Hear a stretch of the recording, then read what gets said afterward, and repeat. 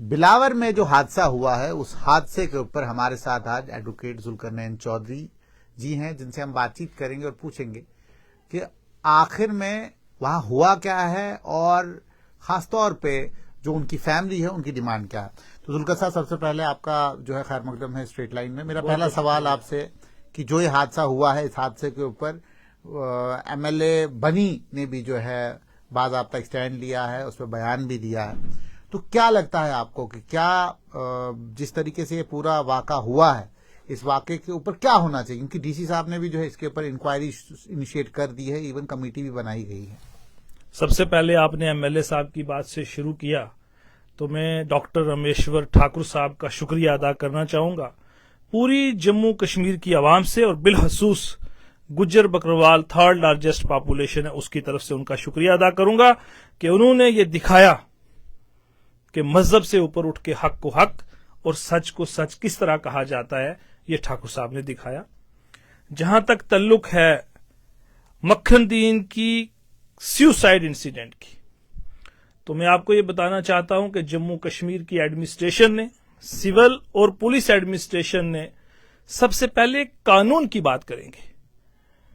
DK Basu versus state of West Bengal की जो reported judgment है, landmark judgment of the supreme court of the India 1997 में guidelines frame की थी, उसकी क्लियर कट वायलेशन है अजहर जी इस केस में कि आपको कस्टोडियल और पुलिस कस्टडी के अंदर किसी आदमी को किस तरीके से रखना, ये गाइडलाइंस फ्रेम हो चुकी हैं जो पढ़ने की जरूरत थी बिलावर के एसएचओ को, जो हर पुलिस ऑफिसर और हर थाने के ऊपर ये जजमेंट जो है वो रखी गई है कि आपने पुलिस कस्टडी में किसी आदमी से किस तरह डील करना है, चाहे वो किसी भी जुर्म का मुलजिम क्यों ना हो। थर्ड डिग्री टॉर्चर किया गया मक्खनदीन को, उसके वालिद को, और उसने डाइंग डिक्लेरेशन की है, लिखित रूप में नहीं, डिजिटल मीडिया का फायदा उठा के उसने अपनी वीडियो बना के ये बताया है कि उसके साथ थर्ड डिग्री टॉर्चर किस तरह हुआ है अजहर जी। और जुल्कर जी, क्या जो मक्खनदीन ने जो किया, क्या वो कानूनी तौर पे सही है? कानूनी तौर पर तो सही हम कहें या ना कहें, लेकिन मजबूरी क्या बनी? What is the cause behind his suicide? उसके पास वजह क्या बनी? वजह बनी थर्ड डिग्री टॉर्चर। एक इनोसेंट आदमी जिसका मिलिटेंसी के साथ कोई लेना देना नहीं है, ये मक्खन खुद कह रहा है, कुरान पाक को अपनी सर पर लेकर, और मौत से पहले जो उसने वीडियो बनाई उसको हम कहते हैं डाइंग डिक्लेरेशन। लिखित रूप में लोग सुसाइड नोट लिखते हैं, लेकिन उसने कुरान पाक उठा के ये कहा कि मुझे इतना टॉर्चर किया गया कि मेरे स्टोरी बना बना के और मेरी वीडियोस रिकॉर्ड की गई कि आपका क्या लेन देन था, जो बंदा कोई पीओके या पाकिस्तान में रहता था, इस किस्म का टॉर्चर किया आपने। ये कौन लोग है? ये मक्खनदीन है किस कम्युनिटी का? इसको भी जरा देखें।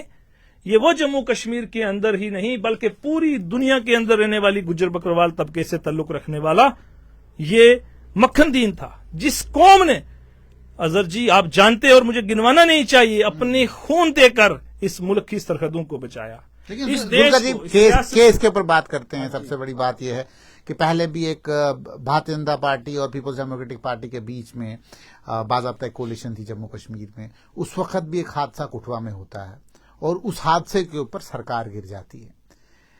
और आज मक्खनदीन का हादसा जो है, जो कि बाज़ाब्ता एक सुसाइड है, और उन्होंने खुद जो भी कुछ कहा है उस डिजिटल, वो आप भी वाकिफ है और लोग भी वाकिफ हैं। मैं ये पूछना चाहता हूं कि क्या इन इलाकों में जो गुज्जर बकरवाल लोग हैं जो रहते हैं, पीछे भी एक वाक़ा हुआ, लैंड के ऊपर इशू हो गया, कभी कुछ, आपको लगता है कि क्योंकि एसटी का जो प्रोटेक्शन है वो बाज़ाब्ता केंद्र के कवानीन है उसमें कि भाई उनको प्रोटेक्ट करना, उनकी ग्रीवेंसेस को सुनना, उनकी ग्रीवेंसेस के ऊपर काम करना, आपको लगता है कि काम हो रहा है? और खासतौर पर जो लीडरान हैं, जो बड़े बड़े लीडर हैं इस कौम के ही, जो कहते हैं कि हम सरबराही कर रहे हैं इस कौम की, वो बदहाल में भी वही हाल देखने को मिला। तो क्या लगता है आपको कि जिस तरीके से गुज्जर और बकरवाल जो है हर जगह पे जो है पसमानदा भी दिख रहा है, और खासतौर पे जब उनके ऊपर कोई भी ऐसी चीज आती है तो उनके बड़े लीडर कहीं नहीं दिखते हैं, और जब मीडिया में शोरगुल उठता है फिर वो लीडर आते हैं। बड़े दुख की बात है। इस वक्त भी अजहर जी हमारे पास 7 एमएलए जो गुज्जर बकरवाल तबका से ताल्लुक रखते हैं वो जम्मू कश्मीर की असेंबली में मौजूद। इसी तरीके से हिंदुस्तान की पार्लियामेंट के अंदर भारतीय जनता पार्टी से इंजीनियर गुलाम अली खटाना और नेशनल कॉन्फ्रेंस से मियां अल्ताफ अहमद लारवी वहां पर तशरीफ फरमा हैं, बैठे हुए हैं। उसके बावजूद अवाम और इनकी कम्युनिटी पिस रही है, जिसके ऊपर एलिगेशन लगाए जा रहे हैं। और इससे पहले भी ये हादसा हुआ, इससे के अलावा कई ऐसे हादसे हुए हैं। अभी सांबा के अंदर एक लड़के को गोली मार दी थी, उसके फेस के ऊपर पुलिस ने गोली चलाई थी, जिसमें मैंने सांबा सीजीएम साहब से ऑर्डर लेके एफआईआर रजिस्ट्रेशन का ऑर्डर लिया था अगेंस्ट द पुलिस ऑफिशियल्स। इसी तरीके के साथ आप देखिए कि कुछ अरसा पहले सुरनकोट तहसील का टोपी पीर का हादसा, 3 जवानों को शहीद किया गया, हमारी फोर्सेस ने उनको शहीद किया। उसके अलावा आप देखिए कौन सा इनकाउंटर ऐसा नहीं है जहां हमारे लोगों ने अपनी शहादत नहीं दी, अजहर जी।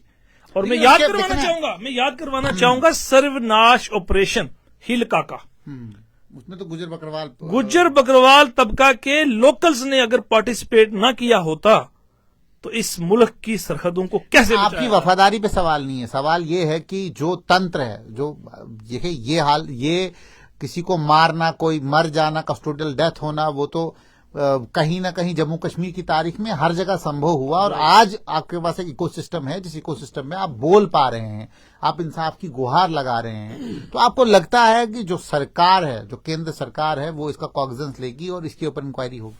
सरकार जिस तरीके से ले रही है और जिस किस्म की इंक्वायरियां इनिशिएट की डीसी कठुआ ने और यहां की पुलिस एडमिनिस्ट्रेशन ने, इंतहाई दुख की बात है।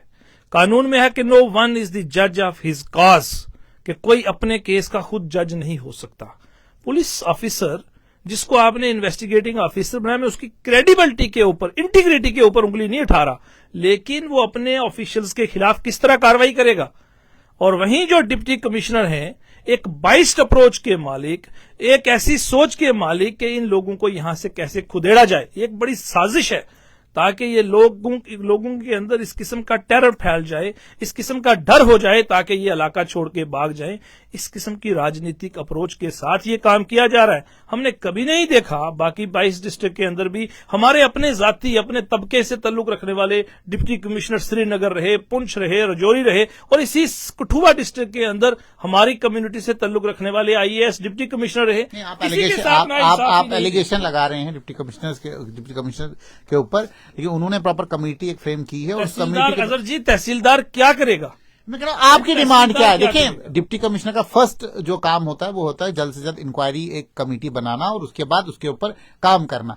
अब आपकी डिमांड क्या है? हमारी डिमांड ये है कि सिटिंग हाई कोर्ट जज की सुपरविजन के अंदर एक जुडिशियल प्रोब इनिशिएट किया जाए। अगर ये चाहते हैं कि हक और सच की बात सामने आए, हमें इनकी पुलिस की इन्वेस्टिगेशन पर, इनकी सिविल एडमिनिस्ट्रेशन के ऊपर जो इन्होंने कमेटी फ्रेम की है, मैजिस्ट्रल इंक्वायरी इनिशिएट की है, इस पर कोई यकीन नहीं है कि यहां किसी को इंसाफ मिलेगा, क्योंकि वही लोग मुलव्वस है जो सिविल एडमिनिस्ट्रेशन है, वही अपने लोगों के खिलाफ। एक तहसीलदार की क्या ताकत है कि वो अपने डिप्टी कमिश्नर के खिलाफ कुछ भी बोले?